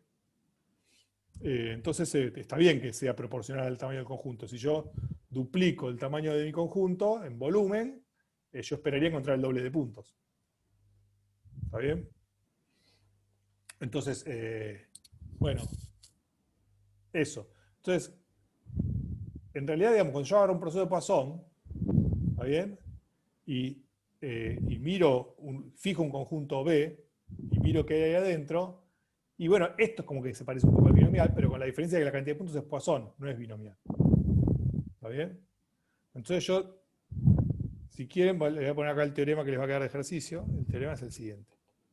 Y está en la práctica igual. En 3 minutos voy a poner un teoremita para que piensen. Es lo siguiente, que si yo digo que si eta es un proceso de Poisson en RD con intensidad 1, y agarran un B contenido en RD, un B cualquiera, bueno, entonces tenemos eta de B, ¿no? Yo digo que voy a mirar así, eta intersección B, esto es mirar los puntos de eta que están en B. ¿Está bien? Entonces, bueno, esto no es un proceso binomial porque sabemos que la cantidad de puntos que hay acá es Poisson, no es binomial. ¿Está bien? ¿Están todos de acuerdo? Bueno, ahora condicionemos a que la cantidad de puntos es n. ¿Está bien? O sea, agarré un proceso de Poisson, miré en un conjunto que pasa, yo sé que la cantidad de puntos que hay ahí en principio es Poisson, pero condiciono que es n.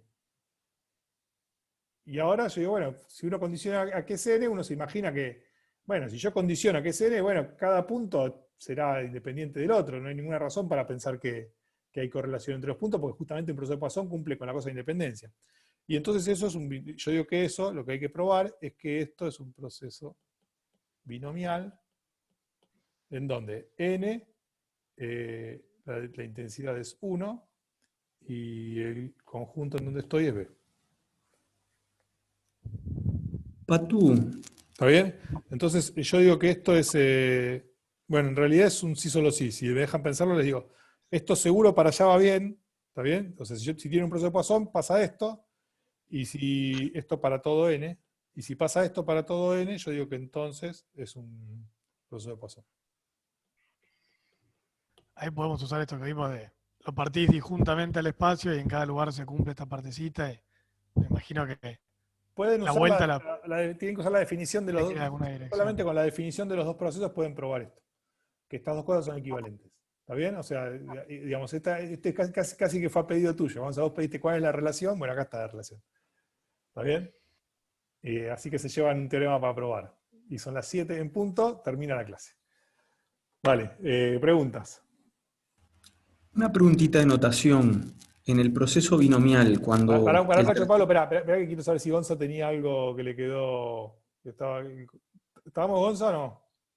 Sí, estaba sacándole un screenshot de esto. Creo que sí, creo que al menos intuitivamente veo que el binomial es como una región concreta del otro Poisson y una cosa así. Bueno, después me ordeno mentalmente. Es súper importante meditar sobre todo esto. No son cosas que se mastiquen fácil. Así que si pueden masticarlas para el jueves estaría bueno, porque el jueves seguimos. Sí, Pablo, dale. Creo que ya Gonzalo me respondió la pregunta. En definitiva, el tercer argumento de la binomial S es, digamos, un conjunto del más grande. O sea, es un medible dentro del conjunto más grande de todos. Digo porque no estaba definido S, ¿qué es? Es un conjunto dentro del más grande. No, cuando yo defino binomial, ese es un conjunto, simplemente. Después en el teorema yo lo que usé es que es un conjunto dentro del más grande, sí. Bien, o sea, estás en cada punto, consideras la indicatriz si está o no está adentro de ese y tu variable aleatoria ¿cuál es? Eso es lo que no veo todavía en la definición ¿En dónde? entera. ¿De qué me estás hablando? ¿Del teorema, del proceso binomial o del proceso de Poisson? De la definición de proceso binomial, así como está escrita, no veo quién es la variable. La variable Esta debe de vuelta. Yo tiene un recorrido. lo construí así. Tiene un recorrido entre 0 y n, ¿no? Espera, no hay una variable. Es que no hay una variable aleatoria. Lo que hay es un conjunto de puntos aleatorio. Me maría entonces ahí. Está bien, es importante esto. Lo que yo tengo es un conjunto de puntos aleatorio. O sea, me parece que esta es la novedad importante y que es difícil de masticar. O sea, dejamos de tener un numerito aleatorio o un vector aleatorio, pasamos a tener un conjunto de puntos aleatorio. ¿Está bien? Entonces, esto es lo que tenemos que masticar. Entonces, yo tengo un conjunto de puntos aleatorios y de alguna forma les estoy hablando de la distribución de ese conjunto de puntos aleatorios. Entonces, ¿qué significa? ¿Cuándo voy a decir que la distribución es la distribución de un proceso binomial de parámetros n, ρ y s? Bueno, cada vez que corresponda a lo siguiente. A, fijo n, tengo densidad ρ, ¿está bien? Ρ es una densidad, y lo que voy a hacer es sortear n puntos I y D con densidad ρ en S. Eso me da un conjunto de n puntos aleatorios. Es un vector multidimensional y ya está, dentro de ese. Con Si densidad. querés lo podés pensar como que sí, si querés lo podés pensar como que eta es un x1, xn, y x1, xn son I y D, cada una con densidad xi tiene densidad ρ. Y ρ es una densidad en S. Ahora sí, clarísimo. O sea, cada x1 hasta xn es un punto de RD, por otro lado, ¿no? Exacto.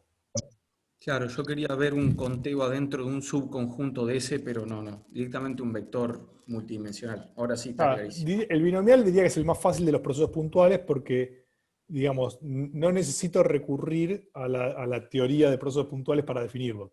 Lo puedo definir con variables aleatorias. El proceso puntual de Poisson no lo puedo definir como variables aleatorias, porque en principio digamos, la cantidad de puntos puede ser, digamos, la cantidad de puntos es aleatoria y podría tomar cualquier valor. Entonces, digamos, este proceso, si toda su vida, si toda nuestra vida fuese procesos binomiales, o sea, no habría ninguna necesidad de definir procesos puntuales y toda la perorata que estoy haciendo sería solamente para molestar. Pero como vamos a meternos con el proceso puntual de Poisson, en donde no tenemos una cantidad fija de puntos, sino que la cantidad de puntos también es aleatoria, y entonces, bueno, necesitamos sí o sí hablar de las configuraciones aleatorias de puntos. Hay como una Ahí, capa extra, acá, una indirección. ¿Perdón?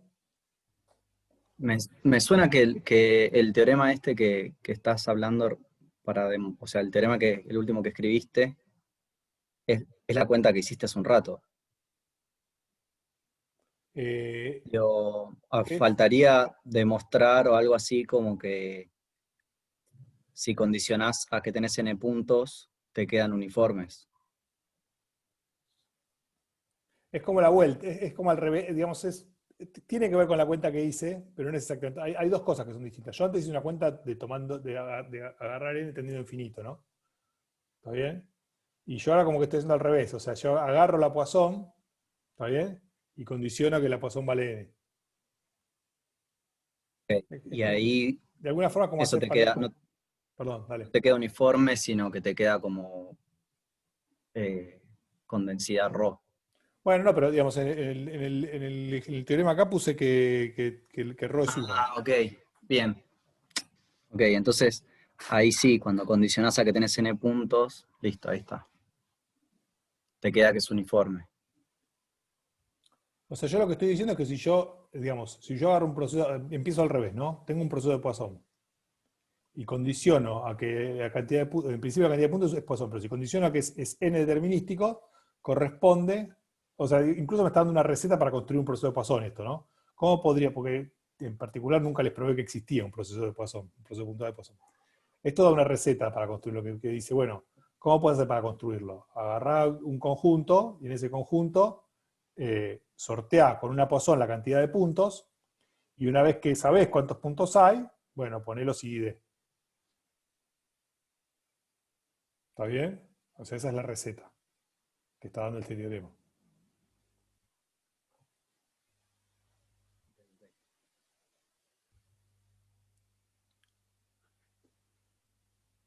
Esto es una pregunta de no matemático, Sí.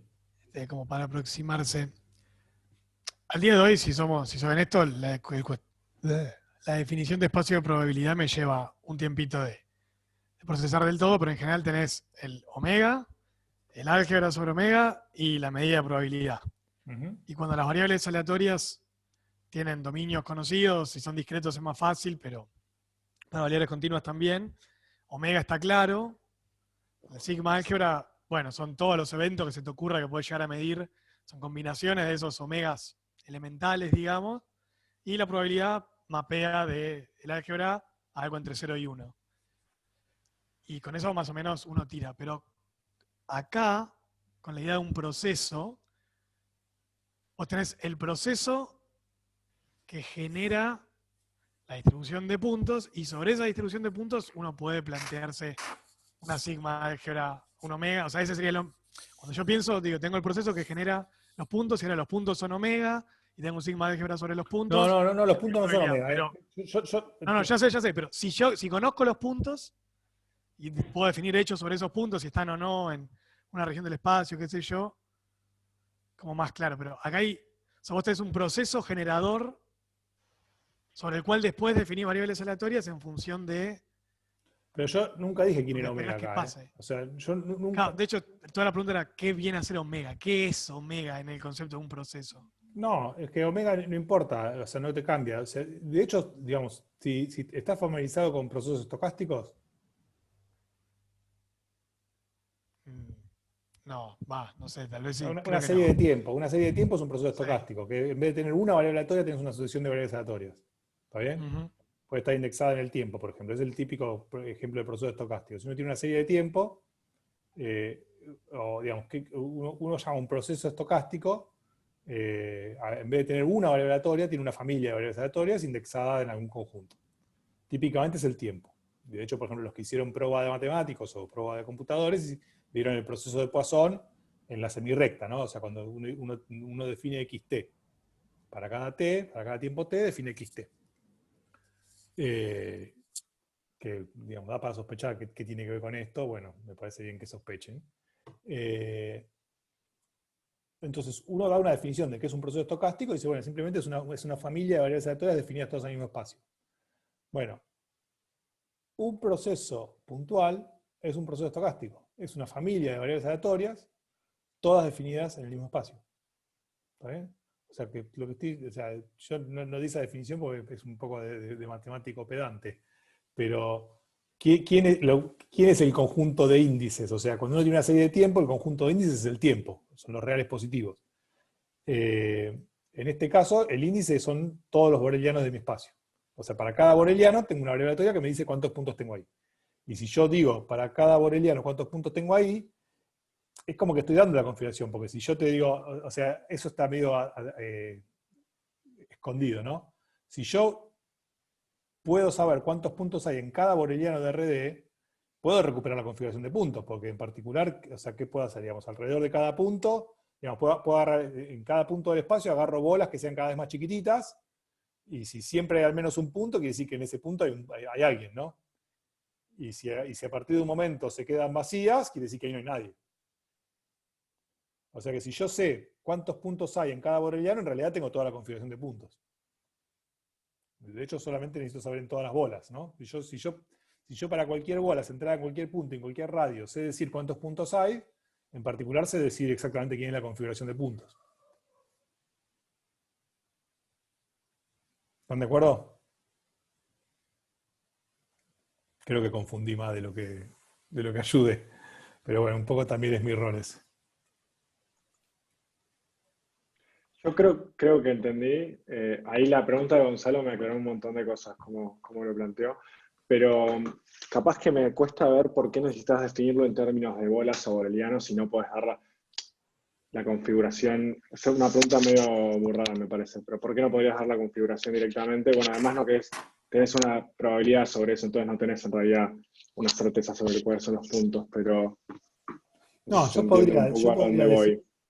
A ver. O sea, son infinitos los puntos, pueden ser infinitos, podrían ser no numerables también, o no, son ejercicio. numerables. Ejercicio, si yo tengo un conjunto no numerable, no es una configuración localmente finita. No es un ejercicio Claro. fácil, pero Pero entiendo que algo debe romper ahí, me cuesta un montón pensar qué. Pero eso, ¿no? Podrías enumerar entonces todos los puntos que realmente están en tu configuración, pero a uno no le interesa hacer eso, o no lo planteas de esa manera. No te da el marco adecuado. O sea, lo puedes hacer, pero no te ayuda. Como la misma idea de variables continuas, de que Porque, de que te caiga un punto en un punto dado es cero. Es cero. Pero en Entonces realidad, necesitas decir las probabilidades en cosas que tienen área. Por eso usas los abiertos. en realidad tiene más que ver con otra cosa. Suponete que vos querrías decir, bueno, yo ¿cómo definís un proceso puntual? Numero los puntos y a cada uno te digo dónde va, ¿no? Eso, ¿estás pensando en algo así, Agus? Bueno. Claro, esa es la intuición que te sirve para el proceso binomial, pero después se rompe para si vos tenés el proceso de Poisson. O sea, si vos tenés, hay dos cosas ahí. Si vos tenés finitos puntos y aparte estás en un conjunto acotado, está todo bien eso que vos decís. De hecho, si tu conjunto es acotado, está todo bien. Pero fíjense que, por ejemplo, el proceso puntual de Poisson, que no les probé que existía, pero supóngase que existe, con intensidad 1, es lo más parecido que uno tiene a elegir puntos uniformemente en todo el espacio. Cosa que no se puede. Si yo quiero distribuir un punto uniformemente en todo el espacio, no puedo. Pero si yo quiero poner numerables puntos uniformemente en todo el espacio, sí puedo. Entonces, si vos quisieses construirte el proceso de Poisson punto por punto, no podés. Porque tendrías que agarrar uno por uno y ponerlos uniformemente en todo el espacio, cosa que sabemos que no se puede. Está buena esa intuición, sí, está buena.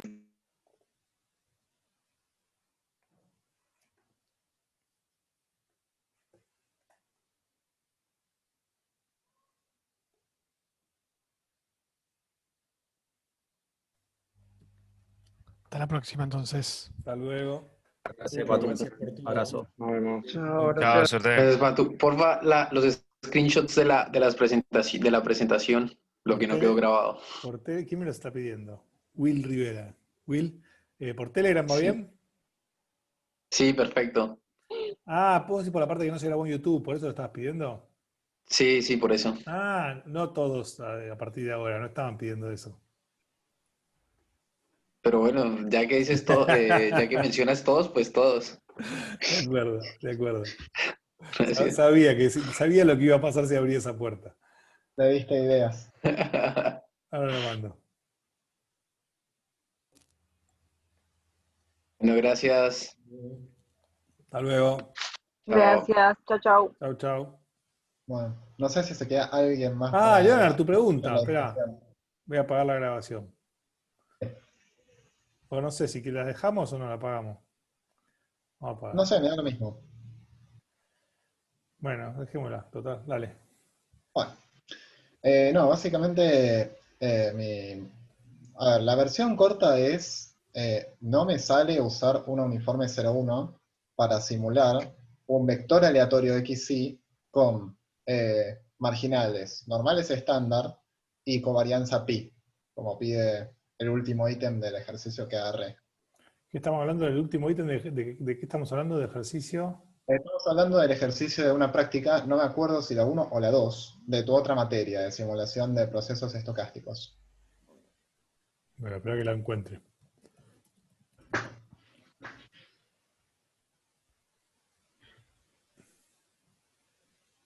Y de hecho... Si me decís si la 1 o la 2, me ahorrás ir a... A ver, ya voy a ver si la encuentro yo. A ver si es esto, a ver si esto lo dice. No, acá no dice qué práctica es. Me parece que la 1. La O 1. sea, es más probable que sea la 1, si no es la 2. Bueno, el último ejercicio decís. No. No, el 2.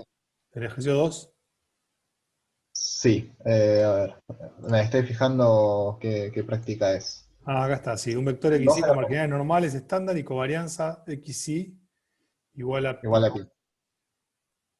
Anda a saber. Sí.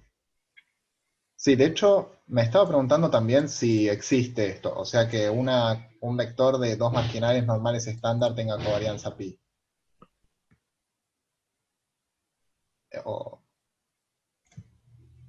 O sea, ¿Cómo? Si se puede tener covarianza pi. sí, dos normales estándar, que marginalmente son normales estándar, pueden tener covarianza pi. Primero, sí, teóricamente eso es posible. Sí, es posible, creo que sí. Podés Eh, tener si permitís que tengan la varianza que vos quieras, podés tener la covarianza que vos quieras. Claro, pero acá la varianza de ambos está definida, ¿no? Es 1. Ah, 1. Ah, oh. No, entonces No sé, no. No, pero esperá. después error de tipeo. Sí, está mal, creo que es un 1 sobre pi, tiene que ser eso, porque la covarianza es menor o igual que la raíz cuadrada del producto de las varianzas, así que la covarianza entre x y tiene que ser menor o igual que el producto de... no te puede dar pi. O sea, sí, la respuesta ahí es no existe. 1 sobre pi seguramente, debe haber un error de tipeo. Ok, 1 sobre bueno, pi. si es 1 sobre pi, lo busqué un poco en Wikipedia y creo que sale a partir de la normal bivariada con las dos marginales normales estándar. Creo que sale construir esta otra con covarianza pi. Te estoy perdiendo. Como haciendo... a ver, yo leí en Wikipedia, no recuerdo los detalles, pero es como que a ver, como que a un vector aleatorio,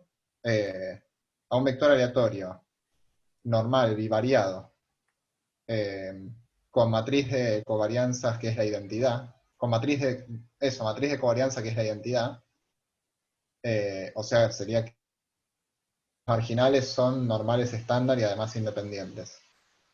Entonces sería ese caso, como que a ese vector aleatorio creo que lo podés multiplicar por una matriz y lo convertís en una Bien. normal y variada de otro tipo. Perfecto. Por ejemplo, creo esta que vemos acá. Y Exacto. claro, Está perfecto. Si vos sabés construir normales independientes, tenés que multiplicar por una matriz adecuada para obtener la covarianza que vos querés. Está perfecto. bien, y creo que ahora si la cosa es 1 sobre pi en lugar de pi va a salir. ¿Y cómo era esto? Estabas muy bien que no te salía con pi. Claro, no, Bien es por que de vos. hecho El leí problema cómo hubiese era, sido si te salía. leí cómo era ese proceso en Wikipedia. Leí que a la matriz de covarianza que uno quería obtener había que hacerle descomposición de Cholesky, y veía que la descomposición de Cholesky en este caso no existía. Seguramente porque era pi, no No, 1 porque sobre viste pi. que tenés la desigualdad de Cauchy-Schwarz, que te dice que el módulo de la covarianza es menor o igual Sí, que la raíz cuadrada del producto de las varianzas. claro, por Entonces, si eso tenés hice normales estándar, la covarianza de normales estándar tiene que ser menor o igual que 1. No pueden tener, digamos, como máximo puede ser 1. Y lo que sí es cierto es que cualquier covarianza menor o igual que 1 vas a poder. O sea, con módulo menor o igual que 1, ¿no? claro, sí, Eso sí se puede. está bien. Entonces, bueno, haría eso. Bueno, sobre cómo construir las normales independientes, lo había hecho usando TCL para el ítem anterior de construir la normal. Y creo que para variar también, puedo meter el método Box-Müller, que Perfecto. Está ayudó al perfecto. mismo. Muy bien. Y Las una dos cosita sirven. más. Sí. Y una cosita más. Sobre la interpretación de que vos dijiste, bueno, hacer la tarea, ¿no? Hacer 5 ejercicios de la práctica 2, alternativamente se puede elegir algunos de esta otra materia. O sea, Sí. yo lo que interpreto con eso es, puedo reemplazar alguno, o sea, cambiar algún ejercicio de la práctica 2 por uno de la otra materia, pero tampoco debería hacerme el vivo y agarrar 5 de la otra materia. Yo les dije algo muy importante, que es que la elección de los ejercicios que entregan es parte de la evaluación. ¿Está Sí, bien? sí, me acuerdo. O sea que digamos, van a ser evaluados por qué elegís, o sea, van a ser evaluados por cómo están los ejercicios y por qué ejercicios eligieron. Así Está que muy bueno, bien. a tener en cuenta. Perfecto. Bueno, entonces eso era todo, profe. Bueno, excelente. Para el lunes. No, el Dale, jueves. jueves. Chao, Leonard. Chao. Hasta luego.